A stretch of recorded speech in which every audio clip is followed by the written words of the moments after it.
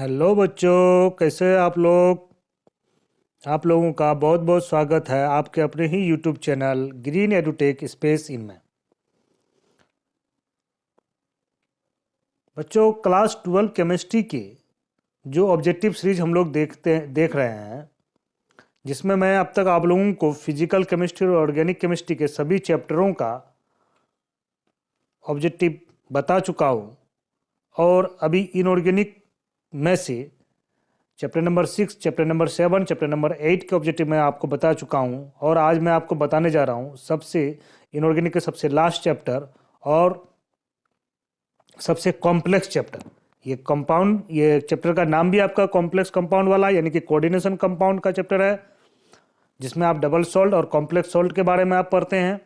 उनमें से कुछ ऐसे ऑब्जेक्टिव को मैं कलेक्ट करके लाया हूँ जो आपके बोर्ड एग्जाम के साथ साथ नीट यूजी और जेईई मेंस के लिए भी बहुत ही महत्वपूर्ण है। इस ऑब्जेक्टिव सीरीज में उन सभी ऑब्जेक्टिव को कलेक्ट करने का कोशिश किया गया है जो विशेष तौर पर बोर्ड एग्जाम में प्रीवियस ईयर में आपके पूछे जा चुके हैं और जो पूछे जाने की संभावना है। उन सभी ऑब्जेक्टिव को मिला करके मैं 50 ऐसे ऑब्जेक्टिव लाया हूं जो आपको हर तरह के ऑब्जेक्टिव और short question, long question, आईयूपीएससी name, structure वगैरह लिखने में, फॉर्मूला लिखने में आपको क्या करेगा, मदद करेगा। ठीक है। अगर आपने अभी तक हमारे चैनल को सब्सक्राइब नहीं किया है तो चैनल को सब्सक्राइब कर ले, बेल आइकन को प्रेस कर लें ताकि मेरी सभी वीडियोस का नोटिफिकेशन आपको मिलता रहे और आपका प्रिपरेशन सबसे बेस्ट होता रहे और आपका एग्ज़ाम बहुत अच्छा जाए, यही मेरी कामना है। तो चलिए ज़्यादा देर न करते हुए हम लोग देखते हैं कि आज क्या क्या है क्वेश्चन में हमारा। और अगर आपको वीडियो पसंद आए तो लाइक करना ना भूलें, दोस्तों के बीच में शेयर भी करें। चलिए देखते पहला क्वेश्चन क्या है आपके सामने। पहला क्वेश्चन है कि इनमें से कौन मोनोडेंटेट लिगांड नहीं है। तो मोनोडेंटेट लिगांड कौन होता है भाई, जिसमें एक डोनर एटम होता है। तो यहाँ पर जो आप देख रहे हैं H2O नाइट्रोनियम आयन है ना, अमोनिया यानी कि NH3, EN यानी कि इथाइलिन डाई एमीन। तो ये जो आपका है H2O नाइट्रोनियम आयन NH3, ये तीनों आपका मोनोडेंटेट लिगांड है और इनमें से जो इथाइलिन डाइमीन है ये बाइडेंटेट लिगांड है। इसमें क्या होते हैं, दो डोनर एटम होते हैं यानी कि दो नाइट्रोजन डोनर एटम होते हैं। किसमें, इथाइलिन डाइमीन में, अर्थात जिसका एब्रिविएशन क्या है, EN। अगला क्वेश्चन आपके सामने है, इनमें से कौन बाइडेंटेट लिगांड नहीं है। तो बाइडेंटेट लिगांड कौन होता है भाई, जिसमें दो डोनर एटम होता है। जैसे क्वेश्चन नंबर पहला में आपका क्या आ गया, D नंबर। तो चलिए यहां देखते हैं हम लोग। ऑप्शन नंबर ए है DIPY, इसका फुल फॉर्म क्या होता है, डाइपायराडीन। बी नंबर में क्या है, इथाइलिन डाइमीन। ये दोनों बाइडेंटेट लिगांड है, साथ में ये दोनों आपका क्या है, न्यूट्रल लिगांड है। ठीक है। सी नंबर में है OX यानी कि ऑक्जेलेटो। ऑक्जेलेटो का फुल फॉर्म क्या होता है, C2H4 2- चार्ज। ये भी आपका बाइडेंटेट लिगांड है यानी कि OX है ना। इसमें दो क्या है, ऑक्सीजन एटम डोनर एटम है। और ये है EDT, ये आपका क्या है, पॉलीडेंटेट लिगांड है। क्या है, पॉलीडेंटेट लिगांड है। तो इसलिए आपका यहां पर आंसर क्या हो जाएगा, D नंबर। चलिए अगला क्वेश्चन देखते हैं।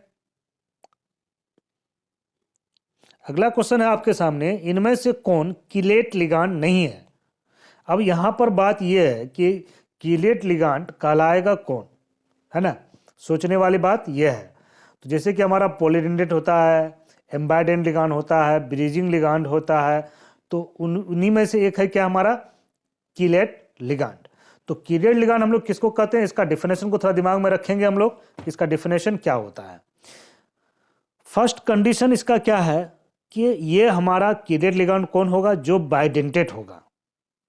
एक कहानी यहां पर क्लियर हो गया कि मिनिमम उसको बाइडेंटेट होना चाहिए, यानी कि मोनोडेंटेट लिगांड कभी भी किलेट लिगांड नहीं हो सकता।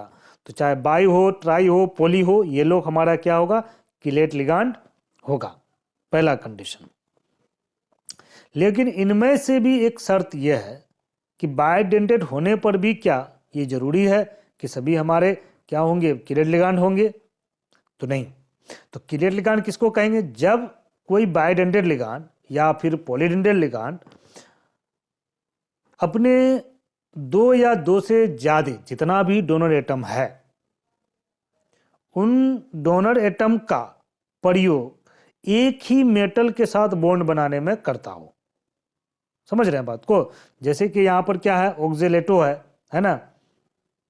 तो ऑक्जेलेट का क्या है, दो ऑक्सीजन एटम है, डोनर एटम है, तो दोनों ऑक्सीजन एटम का यूज क्या करे, वो एक ही मेटल के साथ में बॉन्ड बनाने में करे। यानी कि जैसे मान लीजिए कोई मेटल हो गया तो इधर से ऑक्सीजन, इधर से भी ऑक्सीजन, तो यहाँ पर क्या कर रहा है, दोनों डोनर एटम का ऑक्जेलेट क्या कर रहा है, एक ही मेटल के साथ में यूज कर रहा है। तो इस तरह का कंडीशन जब भी क्रिएट होगा तब वो क्या कहलाएगा, आपका किलेट लिगांड कहलाएगा। तो इनमें से कहा कि कौन किलेट लिगांड नहीं है, तो ऑक्जेलेटो भी आपका किलेट लिगांड है, ईएन भी आपका क्या है, किलेट लिगांड है ना। और ईडीटीए भी आपका क्या होता है, किलेट लिगांड होता है। डाइपैराडीन ही आपका क्या होता है, किलेट लिगांड नहीं होता है। बाइडेंटेड होते हुए भी ये आपका क्या है, किलेट लिगांड नहीं है। चलिए अगला क्वेश्चन देखते हैं। अगला क्वेश्चन है कि इनमें से कौन एम्बाइडेंटेड लिगांड नहीं है। तो एम्बाइडेंटेड लिगांड कौन होता है, ऐसा लिगैंड जो दो तरह का डोनर एटम दिखाता हो। बात को ध्यान से सुनिएगा, ऐसा लिगैंड जो दो अलग अलग तरह का डोनर एटम प्रदर्शित करता हो या देता हो या बनाता हो, यानी कि दो अलग अलग तरीके से ये क्या कर सकता है, मेटल के साथ में बॉन्डिंग कर सकता है। जैसे अगर हम मान लेते हैं उदाहरण के तौर पर, अगर यहाँ पर हम साइनाइड को ले लेते हैं तो साइनाइड क्या कर सकता है, जैसे मेटल हो गया Cn और दूसरा क्या कर सकता है, मेटल Nc। तो यानी कि साइनाइड का क्या हो सकता है, हमारा नाइट्रोजन भी बॉन्डिंग में भाग ले सकता है और कार्बन भी बॉन्डिंग में भाग ले सकता है। तो इसीलिए हमारा क्या हो जाएगा यहाँ पर, एम्बाइडेंटेड लिगांड में, यानी कि साइनाइड भी है आपका, थायोसाइनाइड भी है, साइनाइड, थायोसाइनाइड और NO2 माइनस भी आपका क्या आता है, एम्बाइडेंट लिगांड में आता है। और ये नाइट्रिक ऑक्साइड आपका एम्बाइडेंट लिगांड में नहीं आता है। चलिए अगला क्वेश्चन देखते हैं, इनमें से कौन न्यूट्रल लिगांड है। इनमें से कौन न्यूट्रल लिगांड है।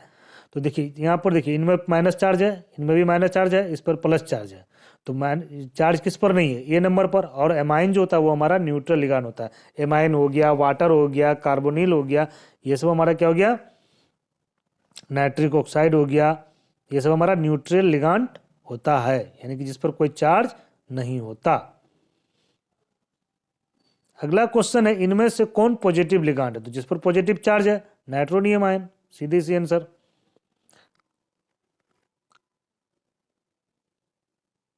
अगला क्वेश्चन आपके सामने है, इनमें से कौन नेगेटिव लिगांड है। भाई इसमें सोचने की क्या जरूरत है, अमोनिया, इस पर कोई चार्ज नहीं है, साइनाइड पर सीधे आपको चार्ज नजर आ रहा है क्या, माइनस, तो आपका क्या हो जाएगा, ये नेगेटिव लिगांड हो जाएगा।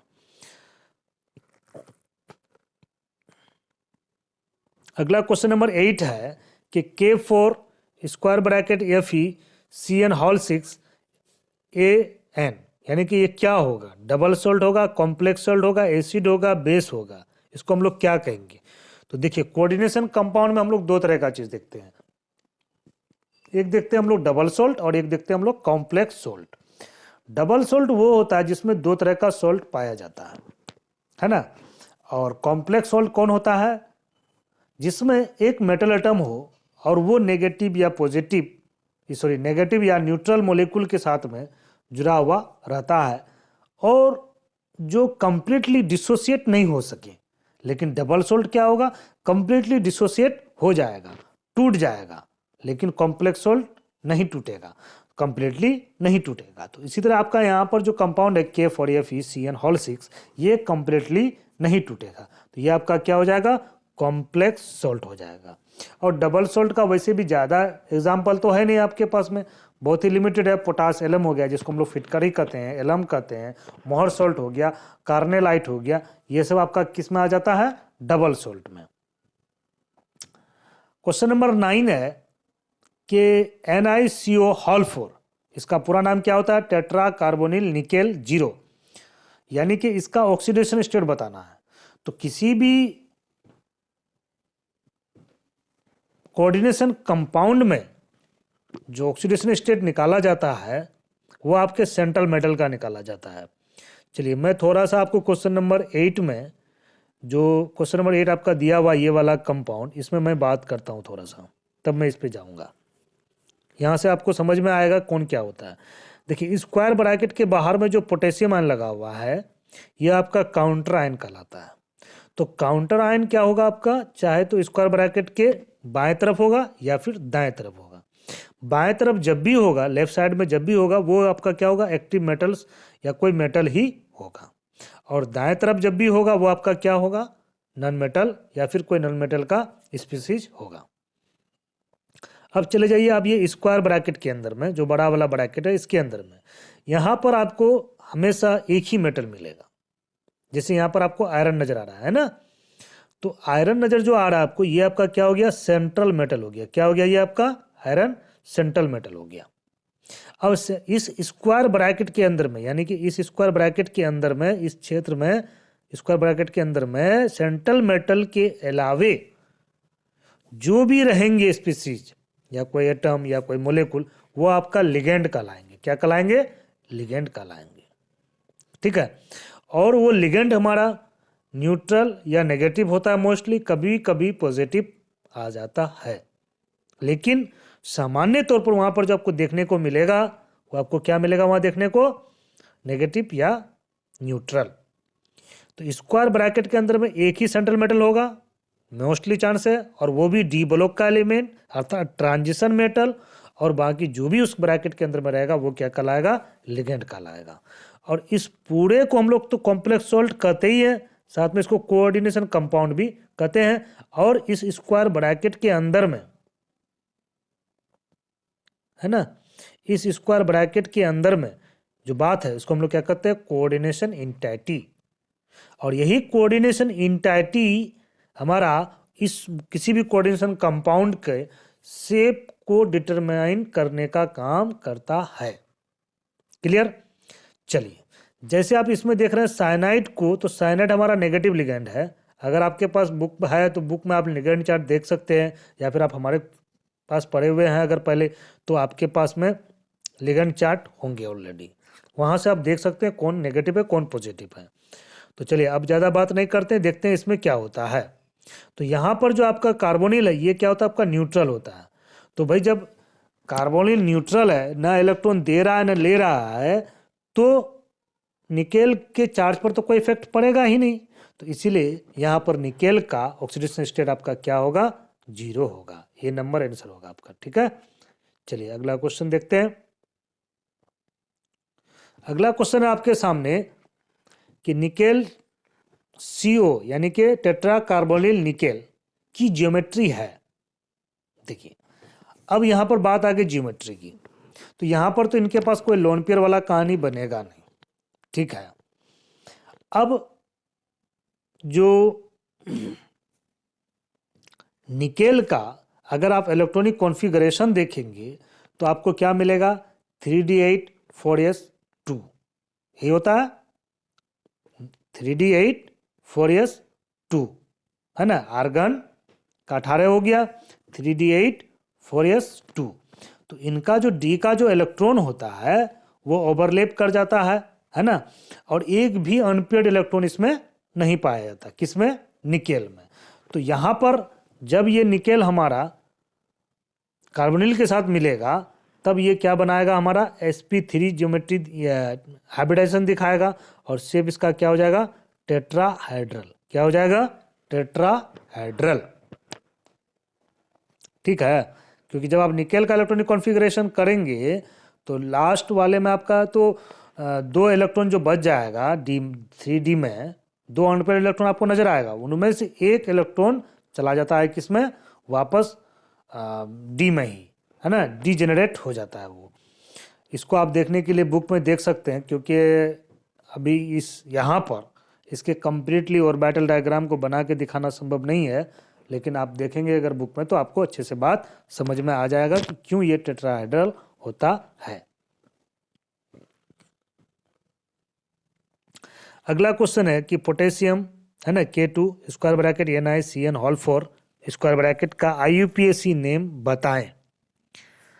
तो देखिए जब काउंटर आयन हमारा लेफ्ट साइड में हो, कहाँ हो, लेफ्ट साइड में हो, तो पहले काउंटर आयन का नाम लिखेंगे, रूल्स ये कहेगा। फिर लिगेंड का नाम को लिखेंगे, क्या करेंगे, लिगेंड का नाम को, वो भी अल्फाबेटिकल ऑर्डर में लिगेंड के नाम को। तब मेटल का नाम लिखेंगे और तब उसका ऑक्सीडेशन स्टेट को दिखाएंगे। ये हो गया उसका नियम। अब यहाँ पर क्या है कि जो अगर काउंटर आयन लेफ्ट साइड में है तो आप कैपिटल से लिखना स्टार्ट कर सकते हैं, उसके बाद स्पेस भी दे सकते हैं। अगर काउंटर आयन लेफ्ट साइड में ना हो तो आप लिगेंड से नाम लिखना शुरू करेंगे और वहाँ कहीं पर भी आपका स्पेस बीच में नहीं आएगा और ना ही तो कैपिटल लेटर आएगा। ठीक है, ये तो हो गए नियम की बात। अब आ जाते हैं ऑक्सीडेशन स्टेट निकालने के लिए। तो ऑक्सीडेशन स्टेट आपको निकालना आता ही होगा, और यदि नहीं आता है तो चलिए मैं यहाँ पर इनका निकाल के एक बार दिखा देता हूँ और आप अच्छे से समझ जाएं ताकि आगे आपको दिक्कत ना आए। देखिए यहाँ पर पोटेशियम कितने हैं, 2 हैं, तो आप इसके लिए 2 ले लीजिए। प्लस किसका निकालना है भाई, निकेल का, तो उसको x मानिए, उसकी संख्या 1 है। प्लस साइनाइड है, साइनाइड कैसा चार्ज लिगैंड होता है, माइनस, क्या होता है, माइनस, है ना, नेगेटिव लिगैंड होता है, तो -1, कितनी इसकी संख्या है, 4 बराबर 0 कर दिया। तो अब यहाँ पर देखिए ये 2 हो गया, ये -4 हो गया, और 2 और -4 कितना हो जाएगा, -2, तो x is equal to x -2 बराबर 0, इसलिए x इज इक्वल टू 2। यानी कि निकेल का यहाँ पर ऑक्सीडेशन स्टेट कितना है, +2, अर्थात कि निकेल अपना 2 इलेक्ट्रॉन यहाँ पर क्या किया है, खोया है, यानी कि दान कर चुका है। चलिए, तो अब यहाँ पर जहाँ पर भी होगा निकेल का 2 होगा, तो पहली बात है भाई कि 3 वाला जो भी है उसको तो पहले हटा दीजिए, है ना, काम खत्म। और जब भी कोऑर्डिनेशन इंटाइटी किसको मैंने बताया, जो स्क्वायर ब्रैकेट के अंदर में होगा, अगर वो नेगेटिव होता है तो जो सेंट्रल मेटल है उसके नाम में क्या हो जाएगा, परिवर्तन हो जाएगा, नाम में क्या हो जाएगा, परिवर्तन हो जाएगा, नाम में क्या लग जाएगा, एट लग जाएगा। जैसे निकेल से निकेलेट, प्लेटिनम से प्लेटिनेट, फेरम से फेरेट, कॉपर से क्यूपरेट, क्रोमियम से क्रोमेट, है ना, कोबाल्ट से कोबाल्टेट, इस तरह का नाम हो जाएगा। कब होगा, जब नेगेटिव चार्ज होगा, किस पर, कोऑर्डिनेशन इंटाइटी पर। तो कोऑर्डिनेशन इंटाइटी नेगेटिव कब होगा, चाहे तो आपको इस पोजीशन पर नेगेटिव चार्ज नजर आएगा या फिर यहाँ काउंटर आयन जो मेटल होगा, क्योंकि ये जब आयन में टूटेगा तो यहाँ पर नेगेटिव चार्ज आएगा, यही कंडीशन होगा। और न्यूट्रल या पॉजिटिव रहे अगर कोऑर्डिनेशन इंटाइटी, तो सेंट्रल मेटल के नाम में कोई परिवर्तन नहीं होगा। तो ये नेगेटिव कॉम्प्लेक्स हो जाएगा यहाँ पे हमारा कोऑर्डिनेशन इंटाइटी, तो इसका नाम क्या हो जाएगा, पोटेशियम टेट्रासाइनो निकेलेट 2। चलिए अगला क्वेश्चन देखते हैं।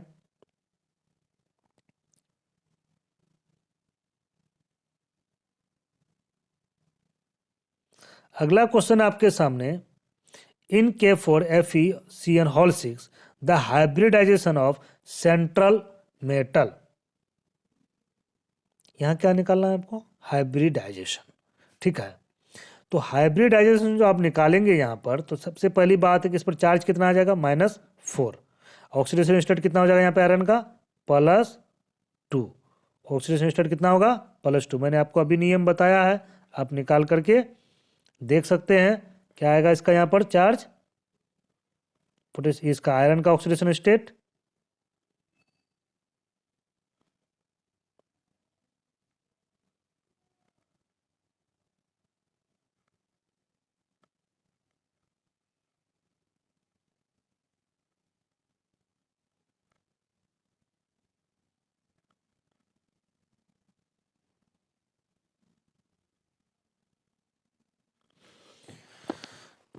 +2 चार्ज हो जाएगा।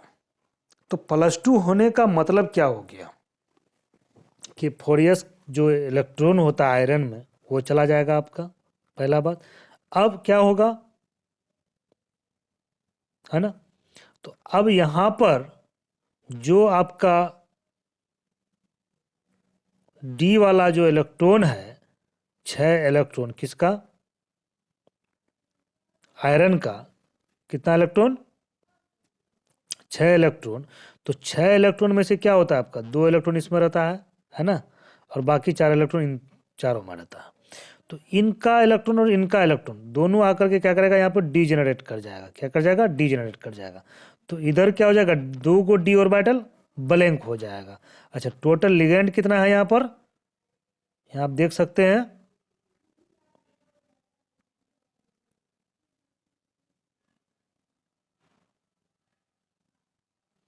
इसमें लिगेंड कितना है,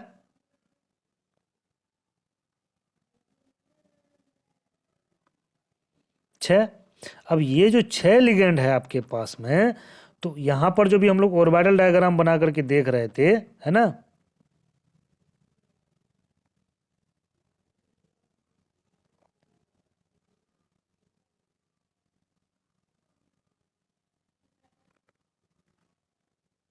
तो वहां पर क्या हो रहा था, आयरन का 2 ऑर्बिटल खाली रह रहा था। तो यानी कि 2 को डी ऑर्बिटल इसका बॉन्ड में भाग लेगा। अब 2 तो चला जाएगा, 2 साइनाइड डी में चला गया, अब बच गया 4 साइनाइड, तो उसके बाद ये एस में चला जाएगा और 3 पी में चला जाएगा। तो D2sp3 इसका क्या हो जाएगा, हाइब्रिडाइजेशन हो जाएगा।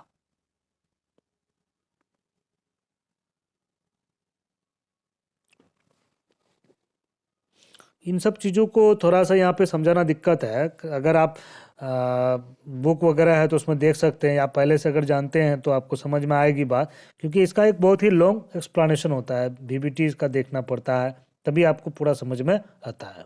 फिर भी मैं कोशिश करता हूँ बहुत हद तक आपको यहाँ पे बताने का, जितना संभव हो सके। चलिए अगला क्वेश्चन देखते हैं क्या है। IUPAC नेम बताना है इस कंपाउंड का। क्या करना है, IUPAC नेम बताना है।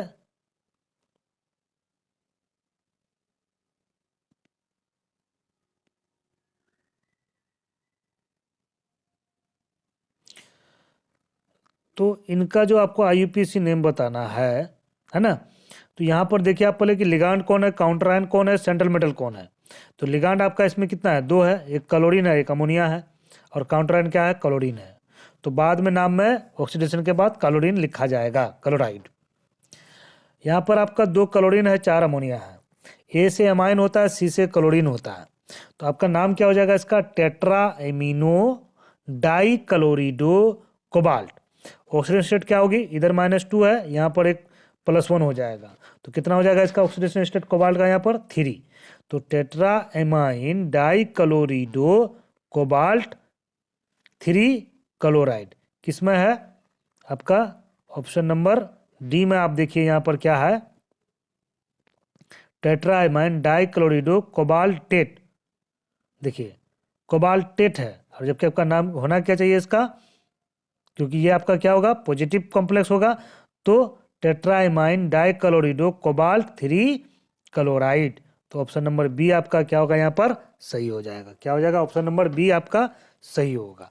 और यहीं पे अगर ये क्लोरीन इधर नहीं होगा, इधर कोई मेटल होता लेफ्ट साइड में, तो आपका आंसर क्या आ जाता,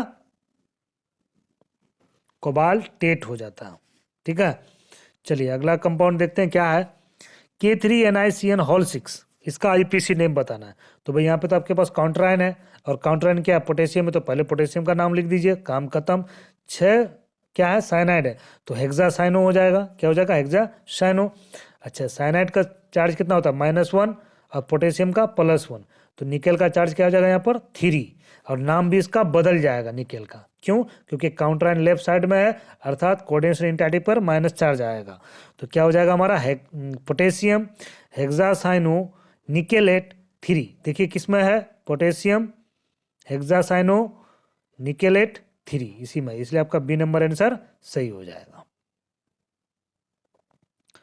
क्वेश्चन नंबर 15 में IUPAC नेम है ना, इन दोनों में से 15 नंबर आप लोग बना करके कमेंट करेंगे कि क्या आंसर होगा, क्योंकि मैं अभी आपको नियम बताया उस हिसाब से आपको इसको बनाना है।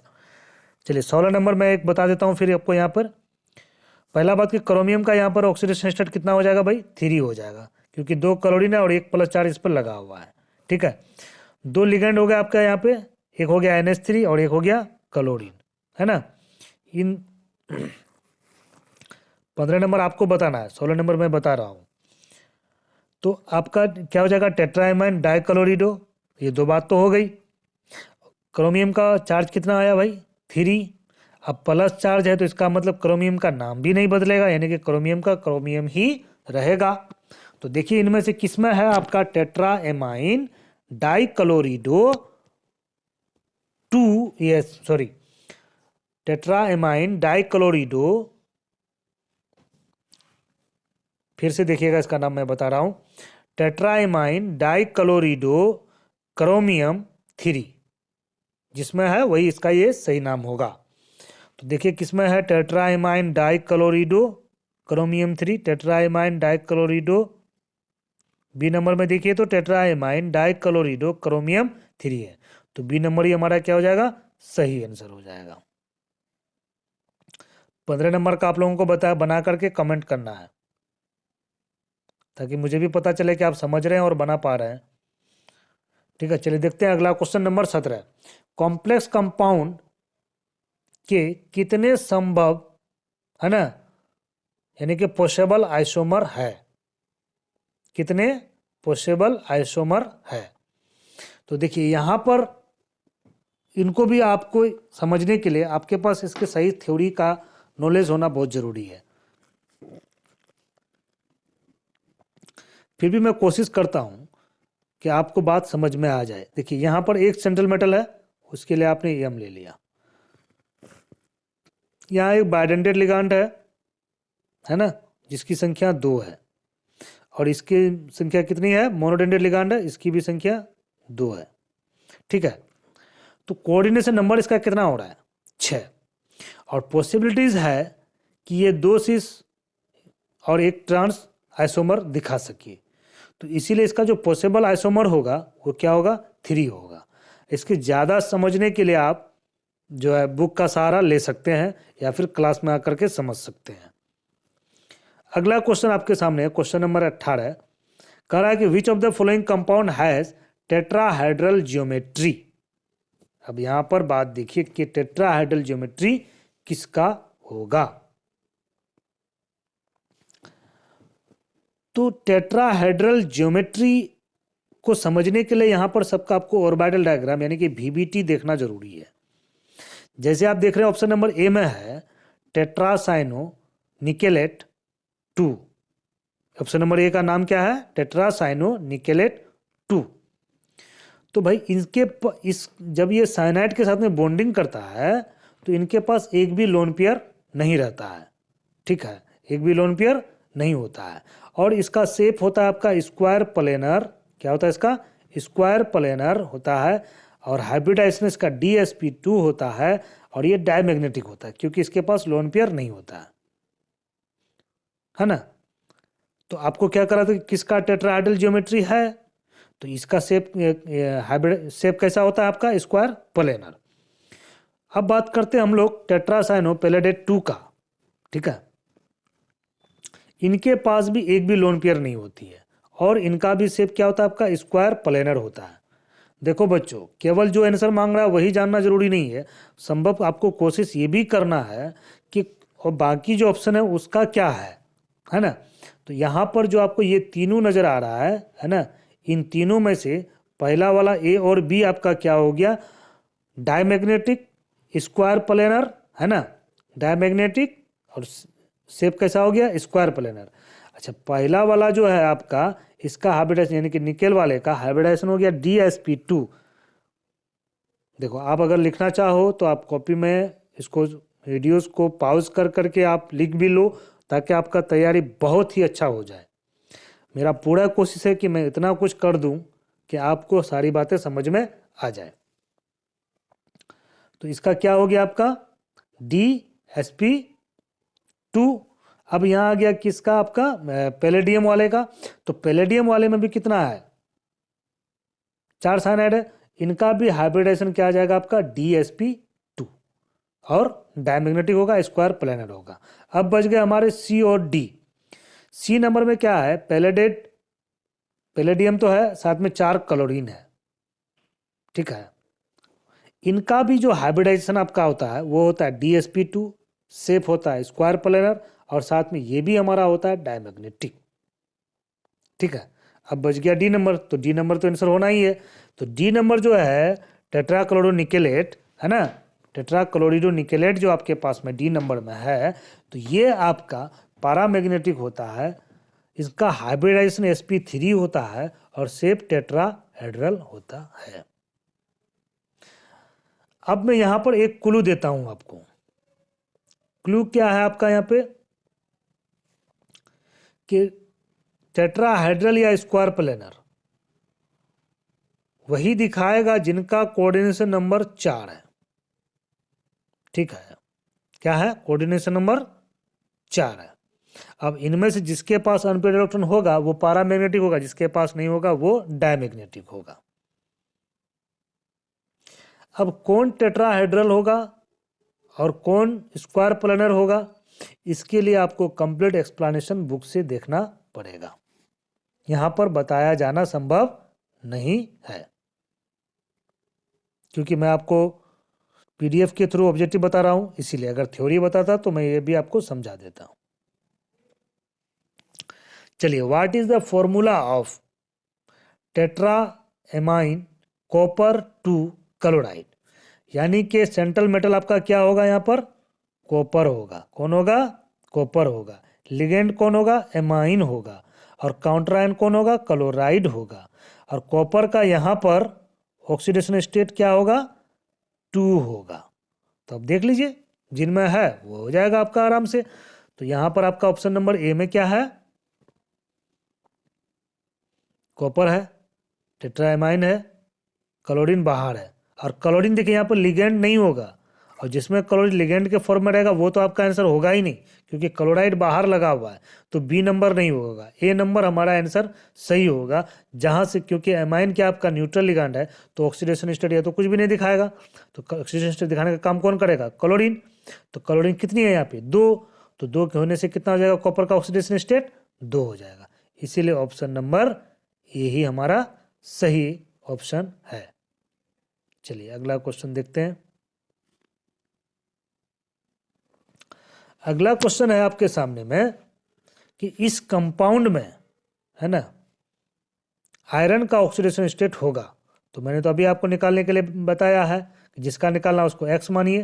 तो यहाँ पर इसका अगर ऑक्सीडेशन स्टेट निकालिएगा तो क्या हो जाएगा आपका, 4 पोटेशियम से प्लस एक्स प्लस साइनाइड से -6 आ जाएगा, है ना। तो टोटल क्या हो जाएगा, x - 2 बराबर +2।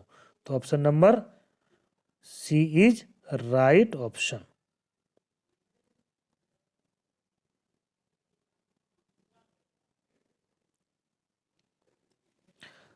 क्वेश्चन नंबर 21 है कि इस कंपाउंड में क्रोमियम का कोऑर्डिनेशन नंबर कितना होगा।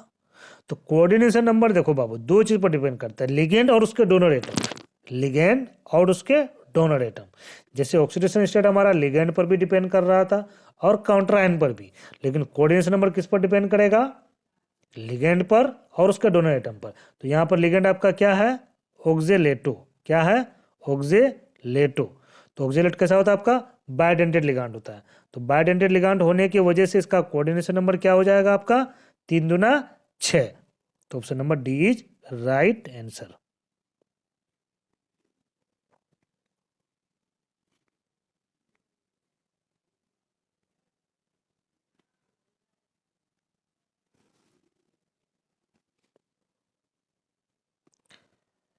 अगला क्वेश्चन है आपके सामने कि the EN of cobalt in this compound.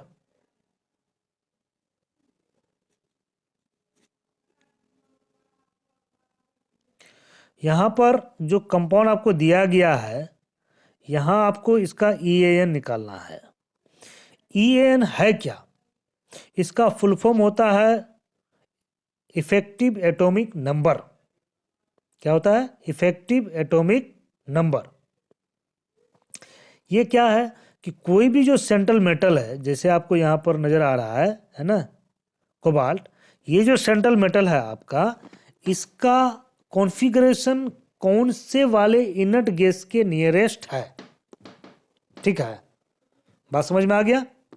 अब इसको निकाला कैसे जाएगा, तो देखिए यहाँ पर सबसे पहला काम कीजिए कि कोबाल्ट का ऑक्सीडेशन स्टेट कितना है, यानी कि सेंट्रल मेटल का आप ऑक्सीडेशन स्टेट निकाल लीजिए। यहाँ पर लिगेंड इसका ईएन और क्लोरीन है। ईएन तो न्यूट्रल है, उसका तो ऐसे ही काम खत्म। क्लोरीन का यहाँ पर 2 माइनस चार्ज हो जाएगा, उस पर एक प्लस लगा हुआ, तो टोटल इसका कितना हो जाएगा कोबाल्ट का यहाँ पर चार्ज 3 प्लस। कोबाल्ट का टोटल इलेक्ट्रॉन कितना होता है 27। इनमें से 3 चले गए, आपके पास बचे कितने 24। इसको आप रख लें 24।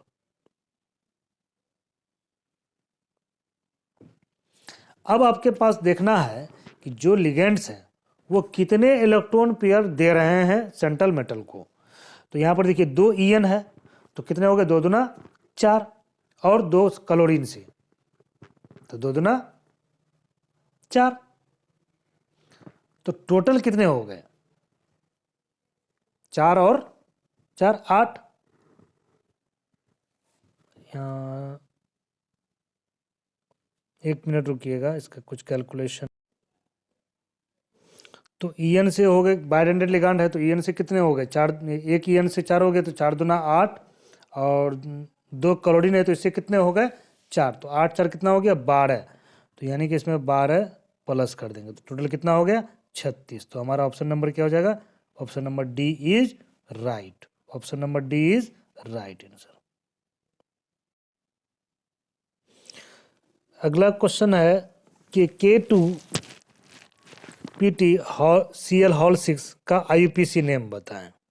तो यहाँ पर काउंटर आयन है भाई, तो काउंटर आयन का नाम पहले आएगा यानी कि पोटेशियम होगा।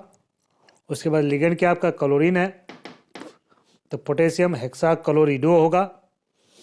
और ये नेगेटिव कोऑर्डिनेशन एंटिटी होगा तो प्लेटिनम का नाम प्लेटिनेट हो जाएगा, और ऑक्सीडेशन नंबर निकालेंगे तो 4 हो जाएगा।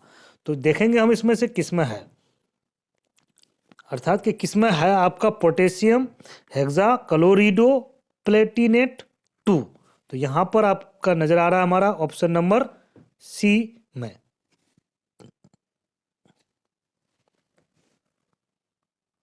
क्लोरिडो नहीं, इसमें तो क्या है प्लेटिनेट 2, जबकि आपका ऑक्सीडेशन स्टेट क्या आएगा 4 आएगा, क्योंकि पोटेशियम 2 है, क्लोरीन आपका 6 है। तो आपका आंसर क्या हो जाएगा, ए नंबर हो जाएगा, पोटेशियम हेक्सा क्लोरिडो प्लेटिनेट 4। अगला क्वेश्चन है क्वेश्चन नंबर 24। इसका नाम मैं आपको कई बार बता चुका हूं, क्या होगा टेट्रा कार्बोनिल निकेल 0, क्योंकि वो कार्बोनिल क्या होता है आपका न्यूट्रल लिगांड होता है। तो टेट्रा कार्बोनिल किस में है भाई, बी और सी में। लेकिन सी में क्या है आपका यहाँ पर ऑक्सीडेशन रेट 1 दिखा रहा है, जबकि बी में 0 है, तो आपका बी नंबर सही हो जाएगा। कैसे होगा इसको मैं कई बार बता चुका हूँ। 25 नंबर और 26 नंबर का आंसर आप खुद बताएंगे और कमेंट बॉक्स में कमेंट करके लिखेंगे। अगर आपका गलत होगा तो मैं उसमें कमेंट करके आपको बता दूंगा, और अगर सही होगा तो वो भी मैं लिख दूंगा कि सही है या गलत है। लेकिन मैं देखना चाहूँगा कि आप ये बना पा रहे हैं कि नहीं। लेकिन इनमें से जो 25 नंबर है ये आपको बनाने में दिक्कत आएगी, तो मैं ये वाला बता देता हूँ। 26 नंबर लेकिन आप ही बनाएंगे। 25 नंबर में देखिए यहाँ पर है Fe4, क्या है Fe4 square bracket FeCN whole 6 square bracket 3। तो यहाँ पर Fe और FeCN 6 होल स्क्वायर जो होल ब्रैकेट 3 जो है, तो यहाँ पर चार्ज को बैलेंस किया गया है, और जो Fe4 आपका है ये +3 चार्ज दिखा रहा है।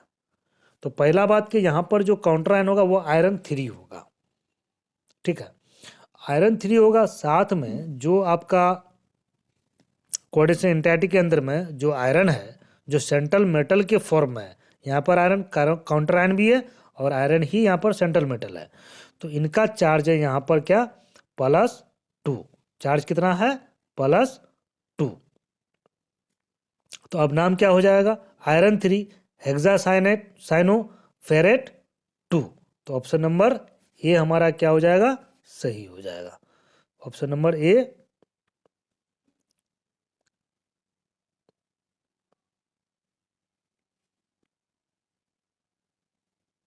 सही होगा। 26 नंबर आप बना करके बताएंगे, कमेंट करेंगे। अगर आपने अभी तक लाइक नहीं किया और आपको वीडियो पसंद है लाइक करना ना भूलें, शेयर करें अपने दोस्तों के बीच में। चलिए देखते हैं अगला क्वेश्चन क्या है हमारे सामने। क्वेश्चन नंबर 27 है कि निम्नलिखित कॉम्प्लेक्स कंपाउंड में किसका मैग्नेटिक मोमेंट सबसे अधिक है। तो जिसमें सबसे ज्यादा अनपेयर्ड इलेक्ट्रॉन होगा वो सबसे ज्यादा मैग्नेटिक मोमेंट दिखाएगा, क्योंकि मैग्नेटिक मोमेंट निकालने का क्या फॉर्मूला है, आप चैप्टर नंबर 8 में आप ऑलरेडी पढ़ चुके हैं, under root n into n plus 2। ठीक है, तो ये एन क्या है आपका, अनपेयर्ड इलेक्ट्रॉन है। तो चलिए देखते हैं हम किसमें ज्यादा अनपेयर्ड इलेक्ट्रॉन है। यहाँ पर जो आपको पहला कंपाउंड नजर आ रहा है क्रोमियम H2O होल 6 वाला, यहाँ पर क्रोमियम का 3 अनपेयर्ड इलेक्ट्रॉन है। कितना है इसका, 3। और ये जो FeH2O होल 6 Cl2 देख रहे हैं, यहाँ पर भी आप इसका अगर इलेक्ट्रॉनिक कॉन्फ़िगरेशन करके देखेंगे तो यहाँ पर Fe का जो अनपेयर्ड इलेक्ट्रॉन आएगा वो आएगा 4। और यहाँ पर जो आप देख रहे हैं FeCN होल 6 4 माइनस है ना, यहाँ पर इसका चार्ज तो 2+ होता है, लेकिन अनपेयर्ड इलेक्ट्रॉन इसके पास क्या होता है, 0 होता है, क्योंकि डी ऑर्बिटल का जो इलेक्ट्रॉन होता है वो डीजेनरेट हो जाता है इसमें। और इसका तो खैर चार्ज भी 0 होता है और अनपेयर्ड इलेक्ट्रॉन भी इसमें 0 होता है। तो मैग्नेटिक मोमेंट यहाँ पर सबसे ज़्यादा किसका होगा, बी नंबर का। अगला क्वेश्चन है आपके सामने कि कॉम्प्लेक्स कंपाउंड है ना, complex compound CuNH3 whole 6 2+ charge में कॉपर का ऑक्सीडेशन स्टेट होगा। सीधा दिख रहा है यहाँ पे, क्योंकि ये न्यूट्रल लिगांड है और चार्ज क्या है, 2+ है, तो चार्ज क्या हो जाएगा आपका, 2+ हो जाएगा। Na3 square bracket chromium C2O4 यानी कि ऑक्जेलेट, ये क्या है आपका ऑक्जेलेट 3। क्रोमियम का कोऑर्डिनेशन नंबर बताएं, तो ये बाइडेंटेड लिगांड है ना, तो ये क्या करता है, कोऑर्डिनेशन नंबर किस पर डिपेंड करता है, लिगेंड पर और लिगेंड के डोनर एटम पर। तो ये बाइडेंटेड लिगांड है, तो कोऑर्डिनेशन नंबर कितना होगा ये आप कमेंट कर करके बताएं, 29 नंबर का। चलिए अगला क्वेश्चन देखते हैं हम। अगला क्वेश्चन आपके सामने है कि IUPAC नेम दिया हुआ, इसमें फॉर्मूला बताना है। टेट्रा एमाइन, ध्यान से पढ़िएगा, यहाँ पे लिखा हुआ tetra amine aqua chlorido cobalt 3 chloride, यानी कि काउंटर आयन क्लोराइड होगा, यहाँ पे दिख रहा है हमको। उसके बाद टेट्रा एमाइन 4 एमाइन होगा, एक एक्वा होगा यानी कि एक वाटर होगा, क्लोरिडो डाई वगैरह नहीं लगा हुआ, एक क्लोरीन होगा, यानी कि 4 एमाइन, एक वाटर, एक क्लोरीन, कोबाल्ट होगा और काउंटर आयन क्लोरीन होगा। यहाँ पर कोबाल्ट का चार्ज 3 होगा। तो देखिए लिगैंड जो आपका यहाँ पर वाटर और एमाइन है ये तो न्यूट्रल है, तो चार्ज किस पर डिपेंड करेगा, केवल क्लोरीन पर ही। अब हम कितना क्लोरीन किधर लेंगे कि जिससे हमारा 3 हो जाए, ठीक है। तो अब यहाँ देखिए पहला वाला में अमोनिया और वाटर से तो होगा ही नहीं भाई, तो यहाँ पर एक क्लोरीन अंदर एक क्लोरीन बाहर है, तो यहाँ पर कोबाल्ट का चार्ज 2 होगा, ये तो मेरा ऐसे ही खत्म हो गया। बी नंबर में एक क्लोरीन अंदर है, 2 क्लोरीन बाहर है काउंटर आयन के फॉर्म में, इसका मतलब यहाँ पर इसका चार्ज 3+ होगा। अब सी नंबर में चलते हैं, इधर अंदर में 2 क्लोरीन है, बाहर में 1 क्लोरीन, तो यहाँ पर भी चार्ज 3+ होगा, है ना। और ऑप्शन नंबर डी में है आपका 1 क्लोरीन अंदर है, 2 क्लोरीन बाहर है, तो यहाँ पर भी चार्ज 3 होगा। तो बी डी सी में आपका कोबाल्ट का चार्ज आपका 3+ मिल रहा है। लेकिन सोचने वाली बात यह है कि बी नंबर में आप देखिए, ध्यान दीजिएगा, बी नंबर में 2 अमाइन है, तो ये तो ऐसे ही नहीं होगा। अब चले बच गया सी और डी। सी में क्या है, क्लोरीन 2 को अंदर है, तो 2 क्लोरीन जब अंदर है तो नाम में क्या होता है, यहाँ पर डाइक्लोरिडो होता, लेकिन डाइक्लोरिडो तो लगा हुआ है नहीं, क्लोरिडो है, इसका मतलब एक ही क्लोरीन होगा। तो इसीलिए ऑप्शन नंबर डी आपका क्या हो जाएगा, बिल्कुल सही आंसर हो जाएगा। ठीक है, चलिए क्वेश्चन नंबर 31, ये आप खुद बना करके कमेंट बॉक्स में कमेंट करेंगे, क्वेश्चन नंबर देंगे और उसका आंसर बताएंगे। क्वेश्चन नंबर 32 में क्या है, ऑक्सीडेशन नंबर बताना है, ये भी आप बताएंगे। क्वेश्चन नंबर 31, क्वेश्चन नंबर 32, ये दोनों को आपको, और पीछे भी मैंने 1-2 क्वेश्चन दिया है आपको बनाने के लिए, ये सब बना करके आप कमेंट करेंगे, जिससे मुझे पता चल सके कि आपको समझ में आया है या क्या दिक्कत है, ताकि मैं आपके प्रॉब्लम का सॉल्यूशन कर सकूं। चलिए अगला क्वेश्चन देखते हैं। क्वेश्चन नंबर 33 है कि the oxidation number of chromium in this compound, इस कंपाउंड में क्रोमियम का ऑक्सीडेशन नंबर क्या होगा। तो ये तो आपका बायडेंटेड लिगांड है ना। तो बायडेंटेड लिगांड होने की वजह से इसका चार्ज कितना हो जाएगा, -2, और 3 है ये, इसकी संख्या कितनी ऑक्सीलेटरों की 3 है, तो माइनस कितना हो गया 6, और यहाँ पोटेशियम कितना है 3, तो +3 -6 कितना हो जाएगा -3। जब -3 उस पार चला जाएगा राइट साइड में तो +3 आ जाएगा, तो ऑप्शन नंबर ए सही हो जाएगा। मैंने आपको नियम बना करके भी दिखाया है और आप आराम से बना भी सकते हैं। 34 नंबर में देखिए यहाँ पर क्या है, इसमें भी आपको ऑक्सीडेशन नंबर निकालना है क्रोमियम का, और यहाँ पर देखिए कि आपका एक प्लस चार्ज लगा हुआ है ना, और यहाँ पर क्या है, एक क्लोरीन भी है। ठीक है, तो क्लोरीन का चार्ज कितना हो जाएगा -2, उस पार चला जाएगा तो क्या हो जाएगा -2 उस पार जाएगा तो +2 हो जाएगा, यानी कि क्रोमियम का चार्ज यहाँ पर क्या हो जाएगा +3, कितना हो जाएगा +3।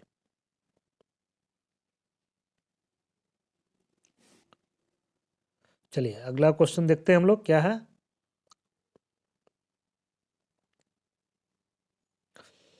अगला क्वेश्चन आपके सामने है कि the correct formula of hexaamine platinum 4 chloride. तो हेक्साएमाइन यानी कि 6 एमाइन होगा, तो जिसमें 6 वो वाला हो जाएगा हमारा। चलिए देखते हैं, ए बी डी में है, सी नंबर तो हमारा खत्म हो गया क्योंकि इसमें 2 ही है, हॉल 2 लगा हुआ है, तो इसका तो ऐसे ही कहानी खत्म हो गया। तो हेक्साएमाइन हो गया प्लेटिनम 4, तो एमाइन हमारा न्यूट्रल लिगांड है, और जिस 4 है तो इसका मतलब प्लेटिनम का ऑक्सीडेशन स्टेट कितना होगा +4, तो सिर्फ क्लोरीन ही से डिटरमाइन होगा ऑक्सीडेशन स्टेट, तो जिसमें 4 क्लोरीन है वही होगा भाई, ये नंबर आंसर होगा क्योंकि इसमें 4 क्लोरीन है। इस कोऑर्डिनेशन कंपाउंड के सेंट्रल मेटल का कोऑर्डिनेशन नंबर बताए। बायडेंटेड लिगांड है, हीन क्या है बायडेंटेड है, और कितनी है संख्या 3 है, तो 3 दूना कितना हो जाएगा 6 हो जाएगा, ऑप्शन नंबर ए सही हो जाएगा।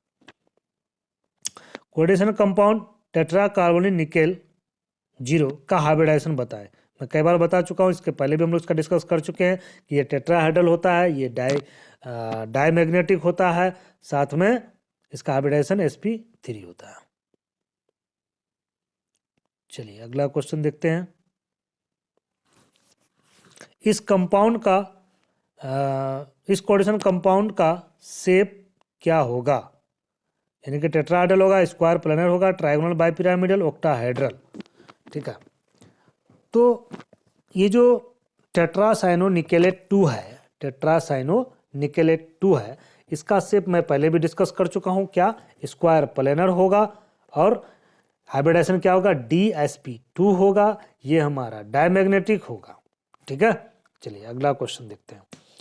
क्वेश्चन नंबर 39 कहता है इस कोऑर्डिनेशन कंपाउंड का मैग्नेटिक प्रॉपर्टीज होगा, यानी कि आपको ये देखना है कि इसमें आपका अनपेड इलेक्ट्रॉन है या नहीं है, अनपेड इलेक्ट्रॉन है या नहीं है। तो जब आप इसका ऑर्बिटल डायग्राम बना करके देखेंगे या आप बुक में देखेंगे तो आपको इसमें अनपेड इलेक्ट्रॉन नहीं मिलेगा, है ना, कोबाल्ट 3+ में, तो इसलिए इसका क्या हो जाएगा आपका ये डायमैग्नेटिक हो जाएगा।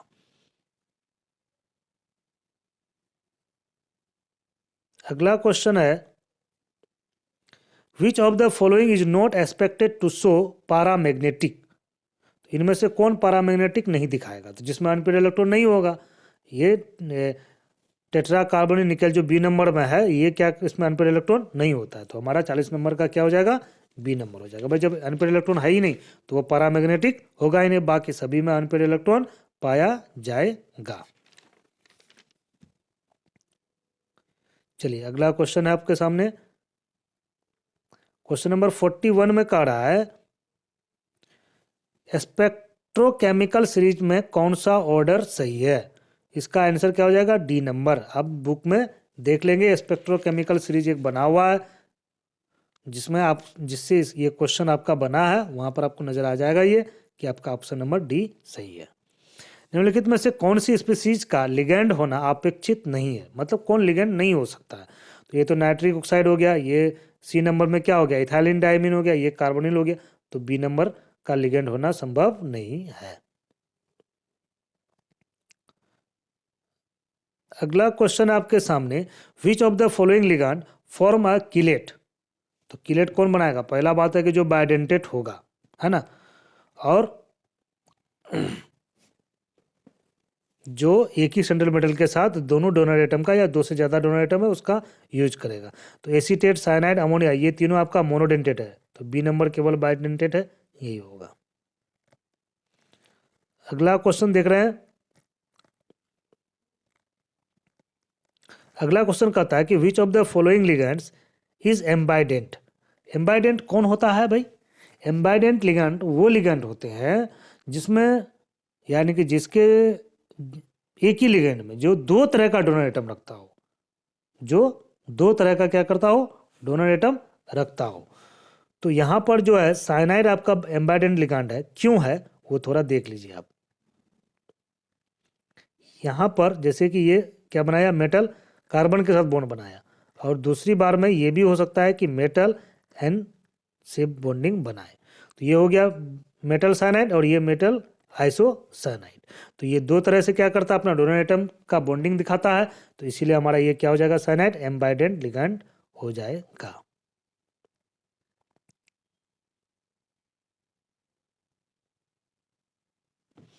अगला क्वेश्चन है कि the EN of chromium in this compound. इस कंपाउंड में क्रोमियम का EN नंबर क्या होगा? तो क्रोमियम का यहाँ पर चार्ज कितना है भाई, 3+ है ना। तो क्रोमियम का टोटल इलेक्ट्रॉन कितना होता है? क्रोमियम का टोटल इलेक्ट्रॉन 24 होता है। तो 24 में से 3 चला गया तो बचा कितना, 21। चलिए 21 इलेक्ट्रॉन इसके पास बचा हुआ है। अब यहाँ पे NH3 होल 6 है, तो एक NH3 से 2 इलेक्ट्रॉन, तो 6 दूनी कितनी हो जाएगी, 12, यानी कि टोटल कितना हो गया, 33। कितना हो गया, 33। तो ऑप्शन नंबर सी यहाँ पर क्या हो जाएगा, सही हो जाएगा। EN क्या है, मैंने अभी आपको बताया कि कोई भी कॉम्प्लेक्स कंपाउंड में जो सेंट्रल एटम होता है वो अपने नियरेस्ट वाले इनर्ट गैस के कॉन्फ़िगरेशन को ऑब्टेन करना चाहता है। लेकिन ये एक ऐसा कंपाउंड है जिसमें सेंट्रल मेटल इस रूल का पालन नहीं कर पाता है, यानी कि ये ओबे नहीं करता किसको, इनर्ट गैस के कॉन्फ़िगरेशन को। अगला क्वेश्चन है question number 46, tetracyano nickelate 2 the hybridisation of the central metal is, यानी कि इसका हाइब्रिडाइजेशन क्या होगा। अभी कुछ देर पहले हम लोग चर्चा कर चुके हैं, इसका कई बार बात किए हैं कि क्या होगा, DsP2 होगा। क्वेश्चन नंबर 46, ये आप लोग बना कर 47 ये आप लोग बना करके मैसेज करेंगे। निकालना क्या, ऑक्सीडेशन नंबर, है ना। एकदम बिल्कुल सामने से ही झलकता है, ज़्यादा सोचने की ज़रूरत नहीं है। बस आपको सिर्फ ध्यान में रखना है कि जो हमारा लिगेंड है क्या वो न्यूट्रल है, क्या वो नेगेटिव है, क्या वो पॉजिटिव है ना, और उस पर क्या चार्ज लगा हुआ है टोटल कोऑर्डिनेशन इंटेंसिटी पे, आप आराम से बना सकते हैं। The magnetic properties of this compound, यानी कि इसका मैग्नेटिक प्रॉपर्टीज क्या होगा, है ना, क्वेश्चन नंबर 48 का। तो इसमें कोबाल्ट का चार्ज 3+ है, तो इसमें जो है लोन अनपेयर्ड इलेक्ट्रॉन एक भी नहीं होता है, इसलिए ये क्या होगा, हमारा डायमैग्नेटिक होगा। द शेप ऑफ टेट्राक्लोरिडो निकेलेट 2, यानी कि NiCl4 2- चार्ज का, इसका शेप कैसा होगा? तो ये होता है हमारा टेट्राहेड्रल। कैसा होता है, टेट्राहेड्रल। ये भी ऑर्बिटल डायग्राम से ही पता चलेगा आपको।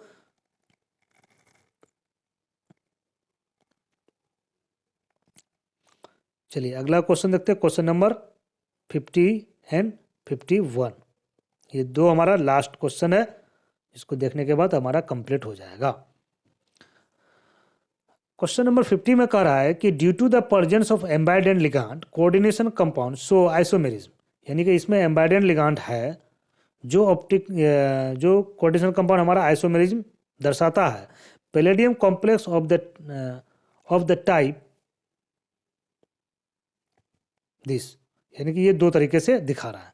अब देख रहे हैं डायरेक्टली कि यहाँ पर पैलेडियम में जो फिनाइल और थायोसाइनाइड है, तो यहाँ पर सल्फर बॉन्डिंग कर रहा है और यहाँ पर नाइट्रोजन बॉन्डिंग कर रहा है।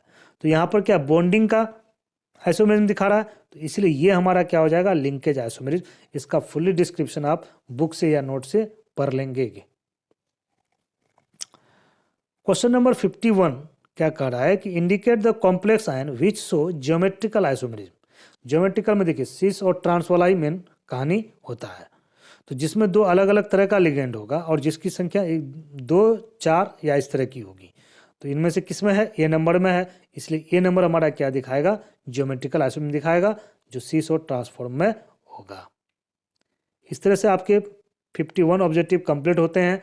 आपको वीडियो कैसा लगा कमेंट जरूर करें, और जहाँ पर समझ में नहीं आया क्वेश्चन नंबर लिख के बताएं। जो क्वेश्चन मैंने आपको बनाने के लिए दिया वो क्वेश्चन नंबर आप बना करके कमेंट में कमेंट कर दें, ठीक है। अगर आपने अभी तक चैनल को सब्सक्राइब नहीं किया है तो चैनल को सब्सक्राइब कर लें। वीडियो अगर आपको पसंद आया तो लाइक करना ना भूलें और अपने दोस्तों के बीच में शेयर करें। Thank you very much for watching my YouTube channel.